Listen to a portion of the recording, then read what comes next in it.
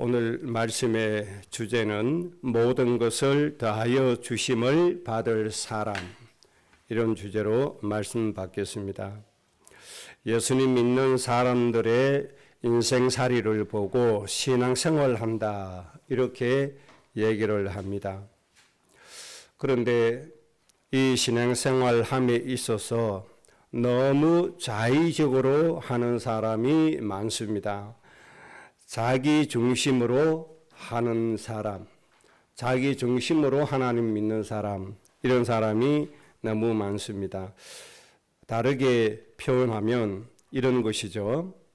하나님을 나의 생각의 틀에 끼워 맞추려고 하는 그런 생활 습관, 이런 것들이 너무 많습니다. 하나님을 내 계획과 내 뜻과 내 생각 속에 끼워 맞춰요.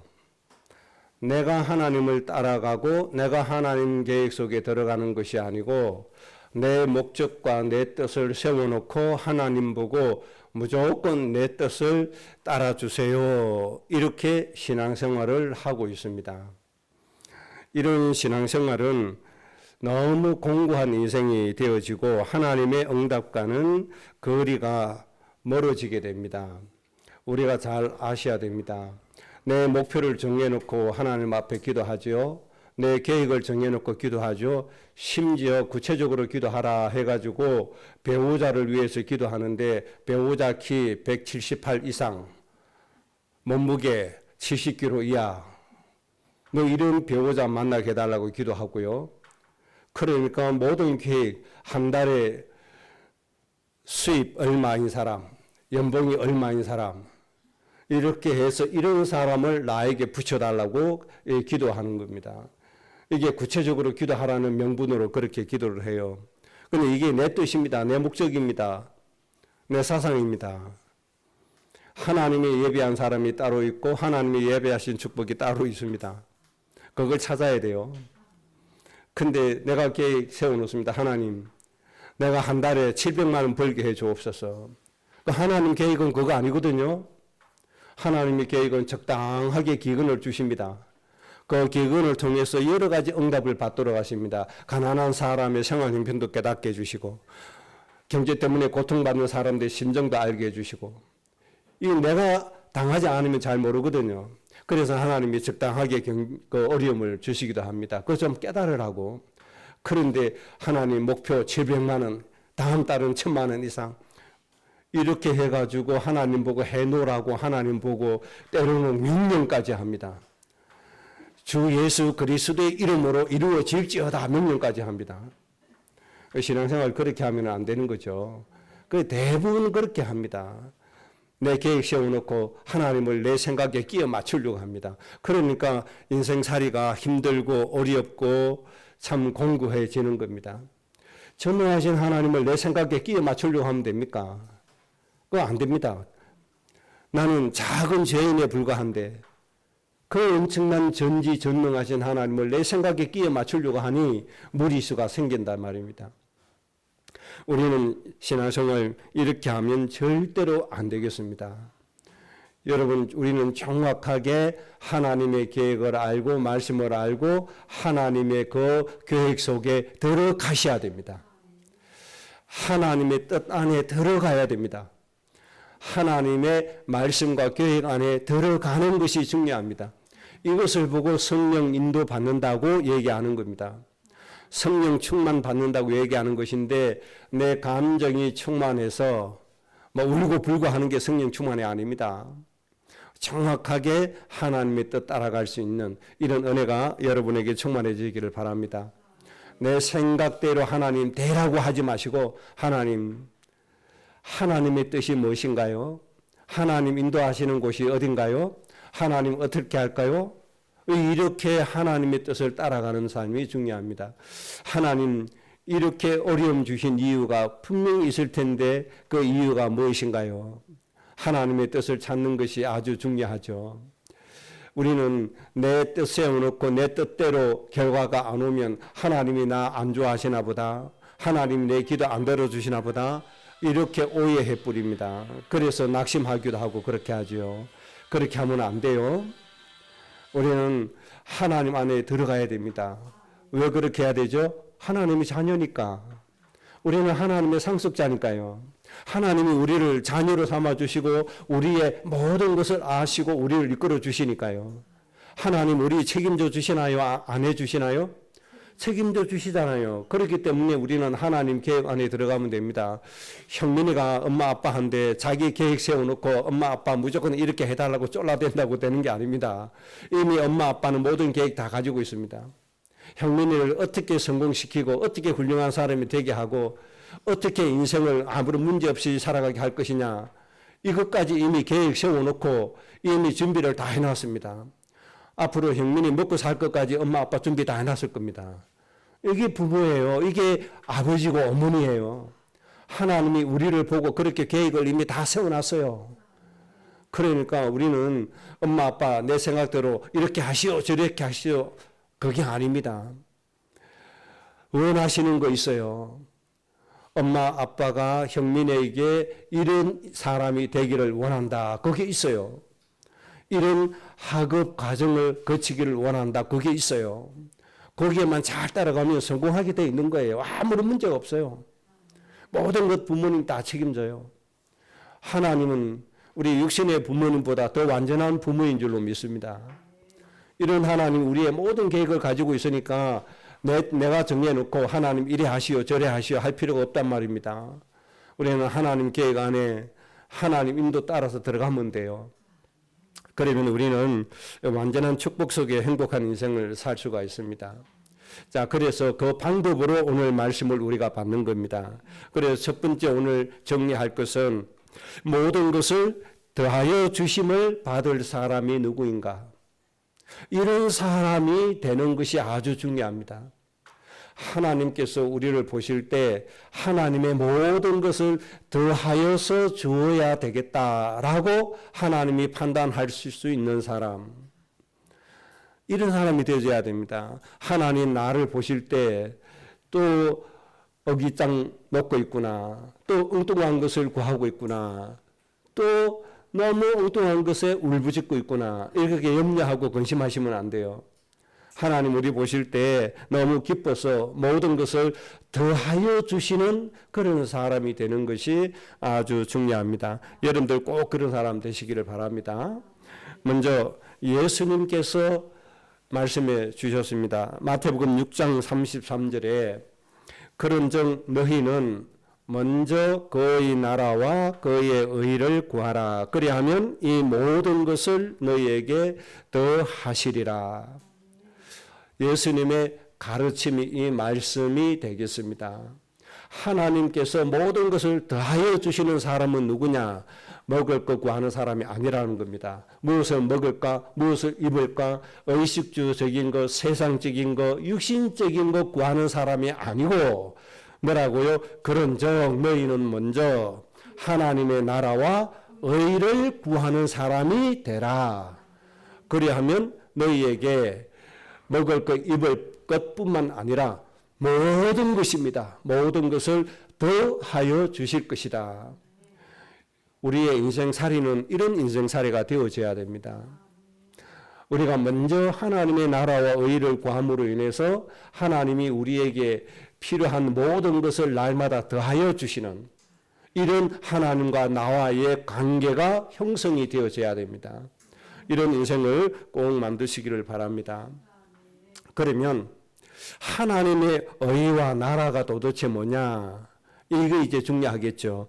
그래서 요한복음 6장 38절에 예수님은 이렇게 말씀했습니다.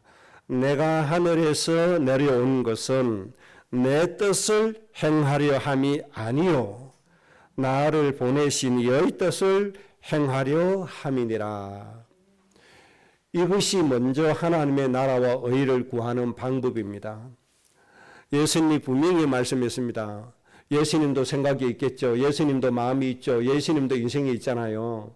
그러면서 예수님이 하신 말씀이 내가 하늘에서 내려온 이유는 내 뜻을 이루기 위해서 아니다. 내 뜻을 행하기 위해서 아니다. 나를 보내신 이의 뜻을 행하기 위함이다. 이렇게 말씀해 주셨습니다. 그래서 먼저 우리는 예수님의 이것을 배워야 됩니다. 내 뜻을 행하려고 하는 사람 되지 말고, 우리 교회의 뜻을 행하려고 하는 사람 되지 말고, 누구의 뜻을요? 보내신 하나님의 뜻을 행하려고 하는 사람. 이거부터 되는 것이 우선입니다. 이런 사람이 되면 하나님께서 모든 것을 더하여 주시리라. 이 축복을 받는 주인공이 되어지는 겁니다. 사람들이 거의 다 자기의 뜻을 행해요. 목사도 자기의 사상 정해놓고 성경을 인용해요. 목사도 자기 철학을 정해놓고 성경을 인용해요. 그게 아닙니다. 하나님의 뜻을 찾아야 됩니다. 그리고 그 뜻을 전달해야 됩니다. 그 뜻을 이행해야 됩니다. 이게 목자고 이게 선지자입니다. 이게 제사장입니다. 그런데 그렇게 하지 않아요. 자기 뜻을 해요. 자기 뜻을. 교회를 섬기는 데 있어서 하나님의 뜻을 안 해요. 자기 뜻을 이루어가고 있어요. 그래서 점점 하나님과 거리가 멀어져 가는 겁니다. 그래서 교회들이 타락해져 가는 이유가 거기에 있습니다. 성도들의 신앙생활이 자꾸 타락해가는 이유가 거기에 있는 겁니다. 여러분, 예수님처럼 우리는 내 뜻을 행하려고 하면 안 됩니다. 하나님의 뜻을 행하기 위해서 왔다. 여러분들 결단 내리시기 바랍니다. 그러면 내 인생은 뭐냐?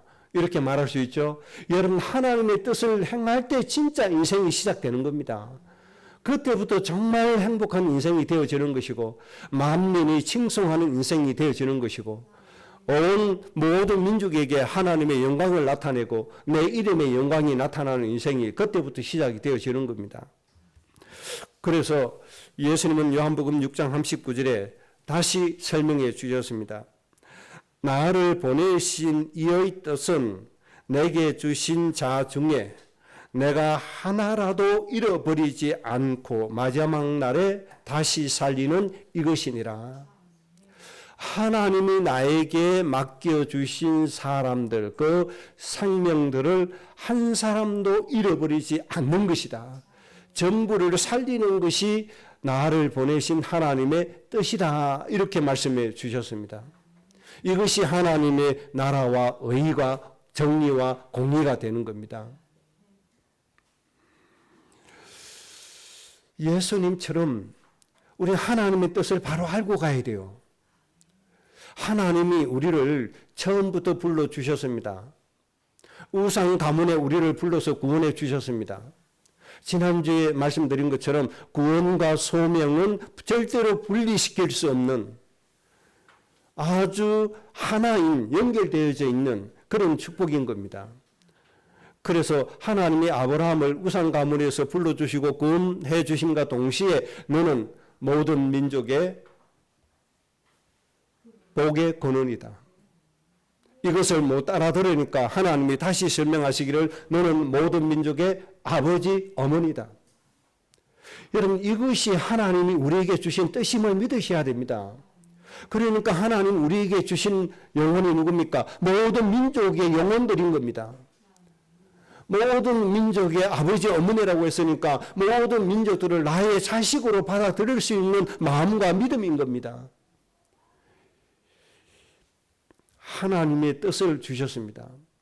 예수님이 이 세상의 모든 생명을 구원하시는 구세주로 오신 것처럼 하나님은 우리를 통해서 이 땅의 모든 영혼들을 살리시고 복을 주신다는 겁니다. 예수님에게 모든 생명을 구원시킬 수 있는 구세주로 하나님이 사명을 주셨듯이 우리에게도 모든 민족을 복되게 하고 살릴 수 있는 사명을 주신 겁니다. 이게 하나님의 뜻입니다. 그래서 예수님께서 대속제물이 되셔서 모든 영혼이 구원받을 수 있는 구세주가 되어주셨고 하나님 만나는 길이 되어주셨고 모든 사람들이 생명이 되어주셨고 모든 사람이 바르게 살아갈 수 있는 진리가 되어주신 것을 볼 수가 있습니다. 그래서 예수님처럼 우리도 모든 민족의 사람들, 백성들을 우리가 받았다는 사실을 여러분들이 꼭 기억을 하셔야 됩니다. 이들을 살리는 것이 하나님의 의요 나라요 하나님의 뜻인 겁니다. 이런 사람은 하나님께서 뭐 해주신다고요? 모든 것을 더하여 주실 것이다. 그렇게 말씀해 주셨습니다. 여러분의 인생이 이 안에 들어와야 진짜 행복해지는 겁니다. 이 안에 들어와야 진짜 하나님의 응답을 받고 누리게 되어지는 겁니다. 그러면 성경에서 예를 들어 실례로 한 사람만 보겠습니다. 그 사람 솔로몬을 좀 보겠습니다. 솔로몬이 하나님의 계획에 따라서 왕이 되어졌습니다. 물론 다윗의 다른 아들이 자기가 왕이 되겠다고 반란을 일으키고 그렇게 해서 왕절에 올라가고 했습니다마는 그래도 하나님이 솔로몬을 이스라엘을 이끌어가서 하나님의 나라를 이루시려고 왕으로 세우셨단 말입니다. 그러니 솔로몬이 자기 자신을 판단해 봤을 때 다른 형제들보다도 자기가 부족함을 깨달았어요. 자기가 약하다는 것을 알았어요. 그런데 하나님의 백성을 이끌어가야 될 왕이 되었습니다. 그러니까 자기에게 책임이 주어진 거예요. 그 책임이 뭡니까? 백성들을 제대로 하나님께로 이끌어와야 돼요. 백성들을 하나님의 은혜로 잘 살도록 이끌어가 줘야 돼요. 그러니까 자기는 실력이 모자란단 말입니다. 자기는 능력이 없다 이 말입니다. 자기의 부족함을 알았다 이 말입니다. 그러니까 방법은 하나밖에 없죠. 하나님의 은혜를 받는 길밖에 없다. 그래서 하나님께 딱 한 가지를 구합니다. 하나님, 저 백성들을 하나님 은혜로 바르게 이끌어갈 수 있는 지혜를 주옵소서. 하나님, 저 백성들을 살릴 수 있는 지혜를 주옵소서. 이게 딱 한 가지를 구합니다. 그런데 자기의 부족함이 너무 크다는 걸 아니까 한 번 예배하는 거로 그치는 것이 아니고 일천번제를 드렸다는 겁니다. 일천번제 드릴 정도로 하나님의 지혜를 구한 겁니다. 왜요? 저 백성들을 위해서. 그랬더니 하나님께서 솔로몬에게 더하여 주시는 역사를 일으키신 겁니다. 그래서 솔로몬에게 하나님이 지혜를 주셨는데 세상의 모든 왕들이 솔로몬에게 와서 지혜를 배워갈 정도로 하나님이 지혜를 주셨습니다. 하나님이 구한 것 이 지혜만 주셨습니까? 아닙니다. 모든 것을 더하여 주셨다 그 말입니다. 뭘 주셨습니까? 네가 구하지도 않은 장수를 주겠다. 네가 구하지 않은 부와 명예와 모든 것을 다하여 주겠다. 우리는 하나님께 경제 축복 달라고 매일같이 첫 번째 기도하지만은 솔로몬은 경제를 구하지도 않았습니다. 그런데 세상에서 가장 부한 자가 되었습니다. 왜 그렇습니까? 하나님이 더하여 준 은혜 때문에 그렇게 되었다는 사실입니다. 여러분, 이 은혜로 살아야 됩니다. 하나님의 이 방법으로 살아야 됩니다. 하나님의 이 원칙으로 살아야 되는 겁니다. 하나님이 우리에게 주신 저 백성 살리기는 관심도 없고 하나님 앞에 경제 축복만 달라고 하니 하나님이 경제를 주실 수가 없는 거예요. 그때 경제를 주시면 일만하게 뿌리가 되어져 버리고 탐욕 때문에 타락하고 또 하나님을 떠나가기 때문에 하나님 주실 수가 없는 겁니다. 정말로 하나님 우리에게 주신 모든 민족의 백성들을 위한 삶을 산다면 하나님이 솔로몬에게 주셨던 것처럼 구하지 않은 것도 더하여 주시는 이 원칙을 우리에게 적용시켜 주실 줄로 믿습니다. 우리는 하나님의 이 원리로 살아야 됩니다. 그래서 오늘 아침에 여러분들은 하나님이 나에게 맡겨주신 하나님의 백성들이 누군가? 예수님처럼 나에게 맡겨주신 그 모든 영혼이 도대체 누군가?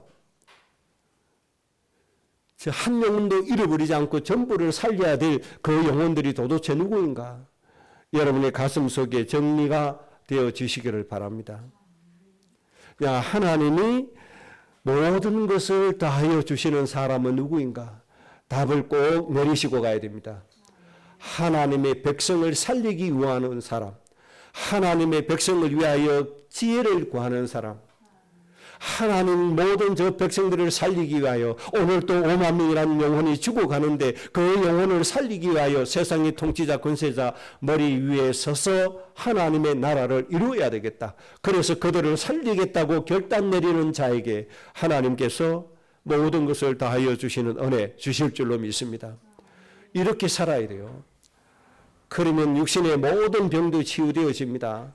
그래서 장수되어지는 은혜 누리게 됩니다. 여러분 100세가 넘어도 뛰어다니시는 건강 얻으시기 바랍니다.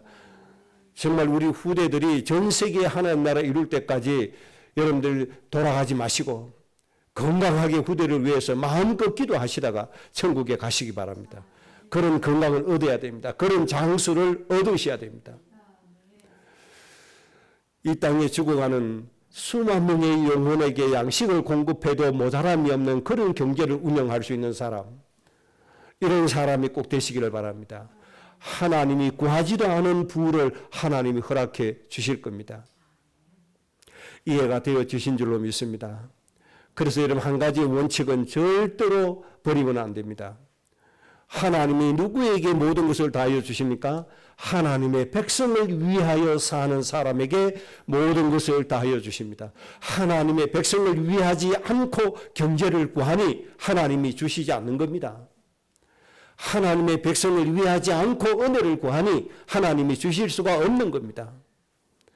하나님의 백성을 위한 삶을 살지 않고 자기의 육신의 욕망을 이루려고 하니 하나님이 거기에다가 주실 수가 없는 겁니다. 절대 하나님이 주시지 않죠. 그러면서 하나님이 우리를 응답하시지 않나 보다. 내가 믿음이 없나 보다. 이 교회는 은혜가 없나 보다. 온갖 핑계를 찾기 시작합니다. 그러면서 갈등에 빠지고 방황하기 시작합니다. 여러분 하나님의 원칙은 절대적인 이 원칙입니다. 하나님의 나라와 의를 구하는 사람, 하나님의 백성을 살리기 위해서 사는 사람, 솔로몬처럼 하나님이 맡겨주신 백성을 하나님께로 바르게 이끌어가기 위하여 하나님의 은혜를 구하는 사람, 이러한 사람에게는 하나님이 모든 것을 다하여 주시는 축복으로 이끌어 주실 겁니다. 여러분의 인생 꼭 이렇게 되시기를 다시 한 번 더 주의 이름으로 축복합니다. 그 다음 두 번째입니다. 오늘 본문의 말씀에 먹든지 마시든지 무엇을 하든지 하나님의 영광을 위해서 하라라는 이 말씀의 뜻이 도대체 뭡니까? 마태복음 6장 33절과 같은 말씀임을 여러분들이 깨달으셔야 됩니다. 예수님은 마태복음 6장 33절로 표현을 하셨습니다. 사도 바울은 오늘 본문의 말씀처럼 표현을 했습니다.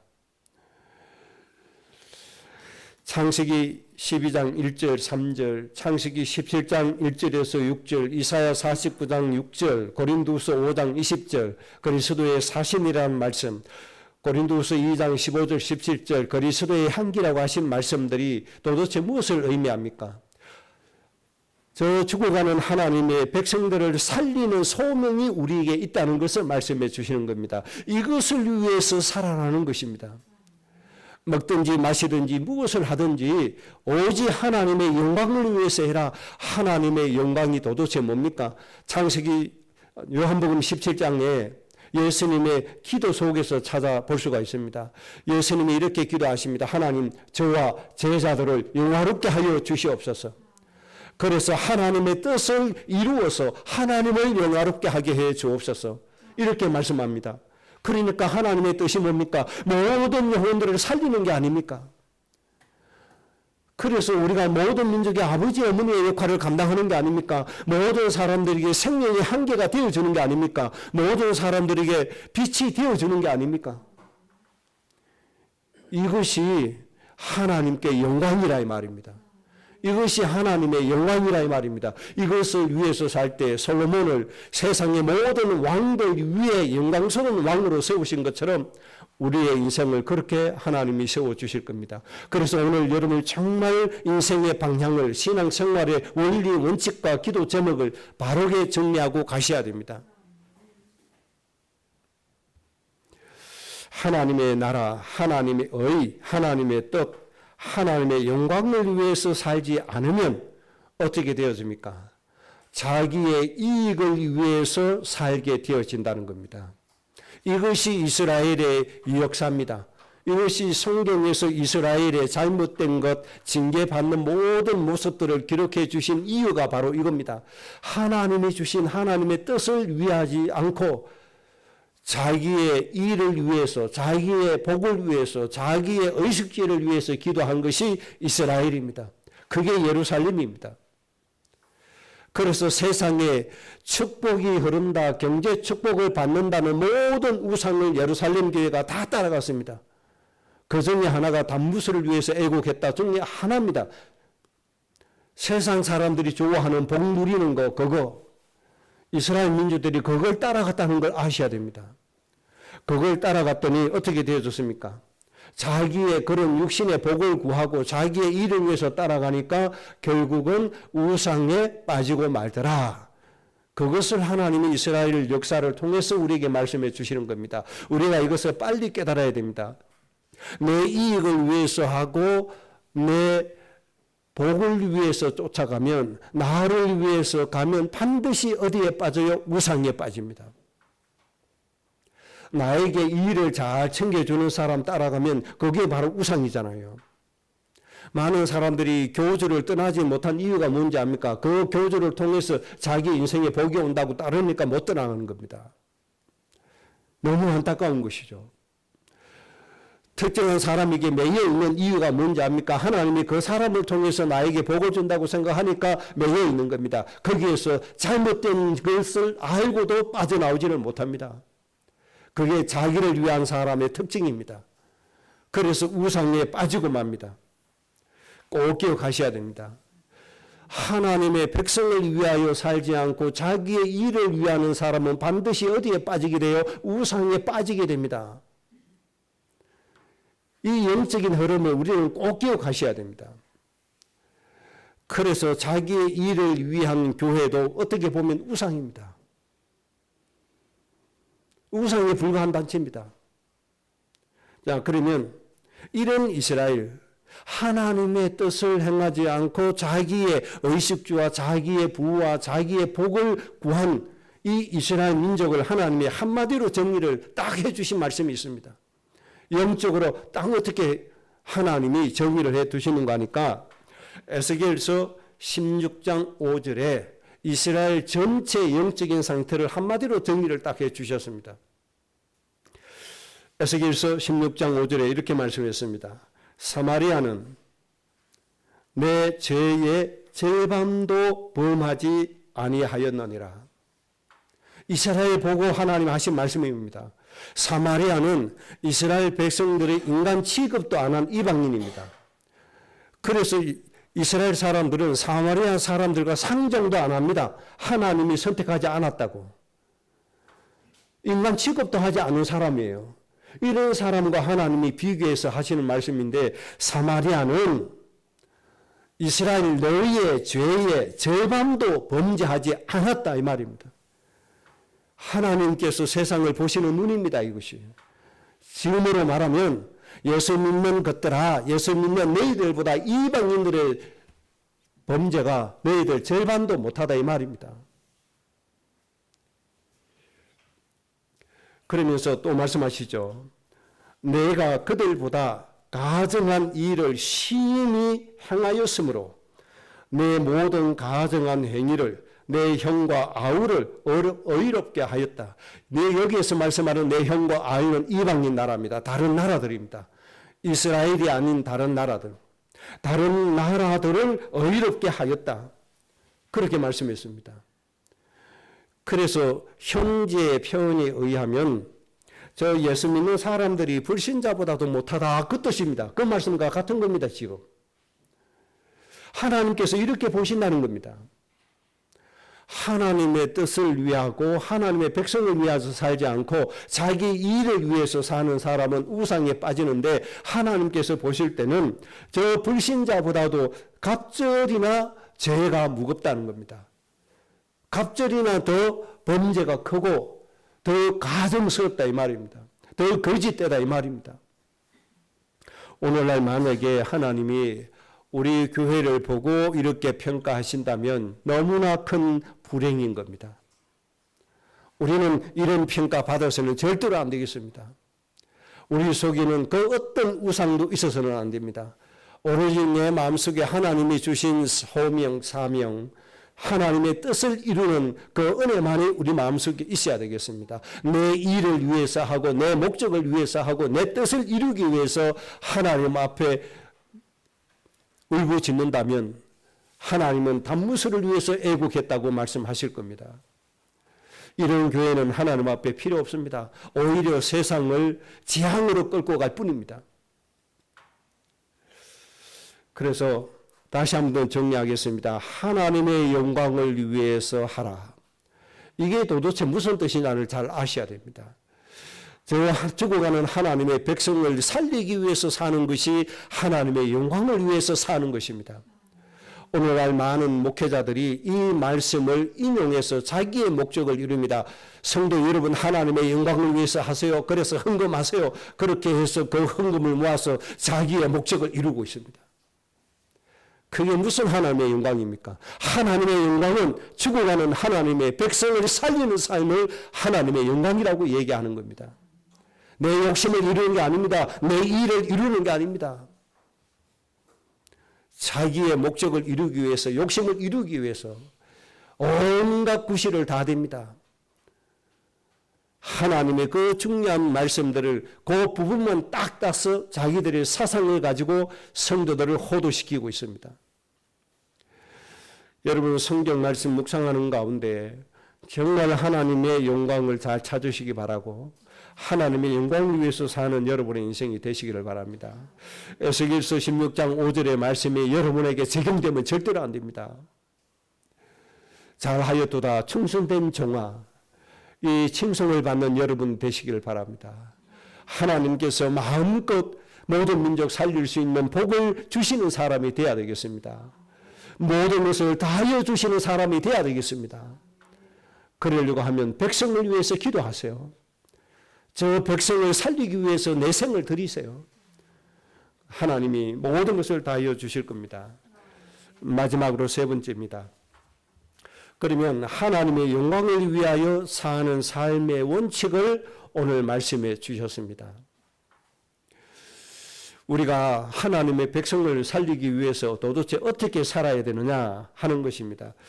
먼저 10장 고린도전서 10장 23절 24절입니다. 모든 것이 가하나 유익한 것이 아니요 모든 것이 가하나 모든 것이 덕을 세우는 것이 아니다. 옳다고 해도 유익한 것이 아닌 게 많고 옳다고 해도 덕을 세울 수 있는 것이 아닌 게 너무 많다 그 말입니다. 그러니까 옳다고 내 것을 이것을 주장하지 마라 그 말이죠. 그래서 24절에 이렇게 말씀했습니다. 누구든지 자기의 유익을 구하지 말고 남의 유익을 구하라. 여러분, 이런 자세로 살아야 되는 겁니다. 이게 그리스도인의 첫 번째 삶의 원칙입니다. 내 이익을 구하는 것이 아니고 내 이익을 챙기기 위해서 사는 게 아닙니다. 다른 사람의 유익을 끼치기 위해서 사는 겁니다. 예수님이 만약에 예수님의 일을 끼치기 위해서 예수님의 일을 위해서 사셨다면 구세주가 될 수가 없고 그리스도가 될 수가 없고 우리에게 하나님 만나는 길이 되어지실 수가 없겠죠. 하나님은 예수님은 하늘 영광 보좌를 다 버리신 겁니다. 그 영광스러운 자리를 다 버리신 겁니다. 그리고 낮고 천한 인간의 모습으로 오신 겁니다. 그리고 모든 죄악을 담당하신 겁니다. 그래서 온 인류에게 무엇을 끼쳤습니까? 유익을 끼친 겁니다. 여러분, 이런 생활을 하시기 바랍니다. 우리나라 정치가 이런 정치가 되어져야 됩니다. 저 국회 50% 이상이 그리스도인들입니다. 그런데 그렇게 하지 않습니다. 전부 다 자기 일을 위해서 합니다. 이당 여당 할 거 없습니다.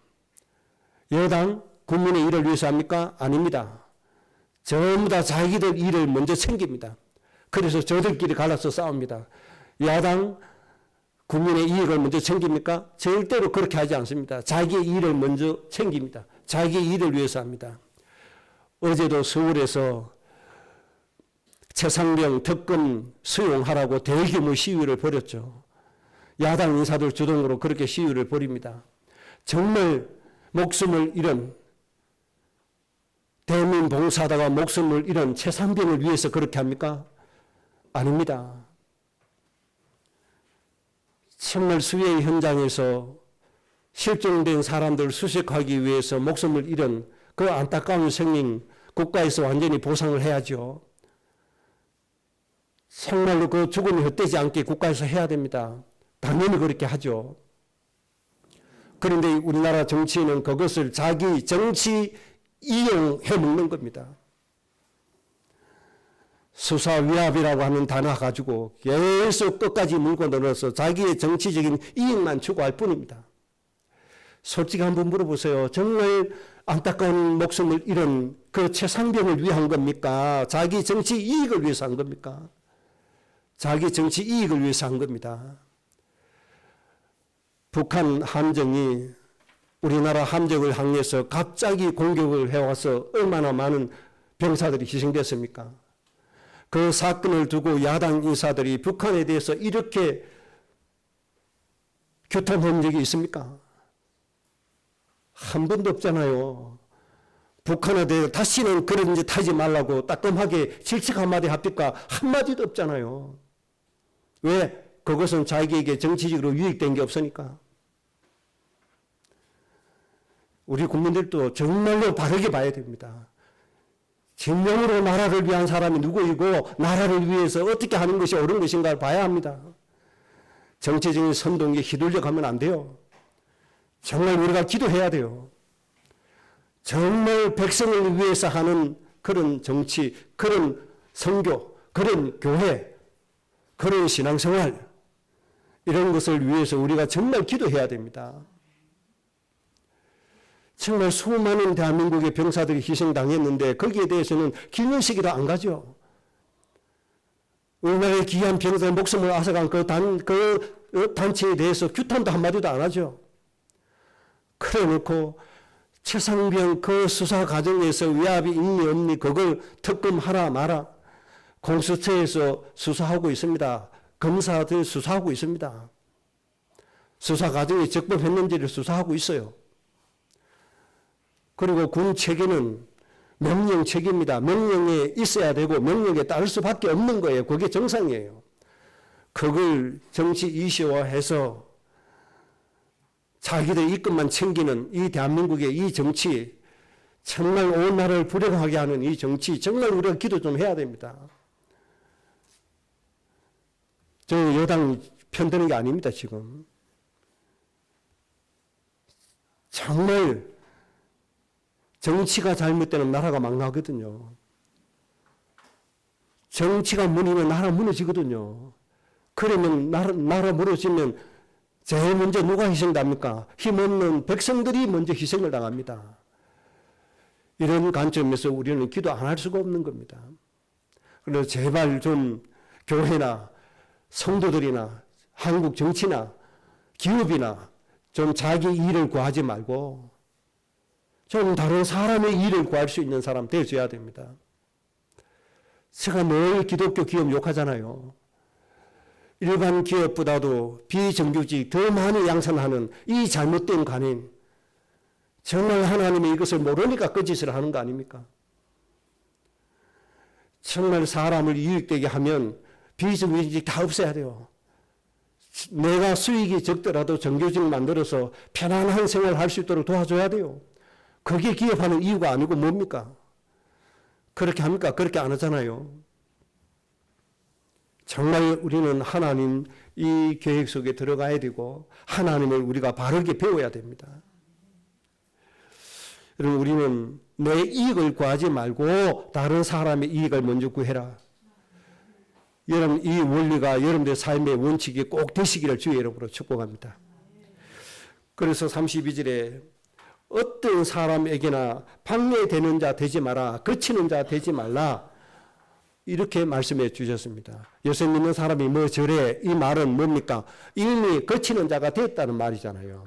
우리는 피처로서 당신을 보니까 내가 하나님을 믿어야 되겠다. 이게 정상이 아닙니까? 이런 사람이 되라는 겁니다. 당신 보니까 내 절대로 교회 가지 않겠다. 이렇게 되면 이미 하나님의 은혜에서 끊어진 거예요. 여러분들 꼭 성리하셔야 됩니다. 모든 일에 모든 사람을 기쁘게 하라. 사도 바울의 절대 원칙입니다. 모든 일에 어떤 일을 하든지 모든 사람을 기쁘게 해라. 모든 사람에게 유익되게 해라.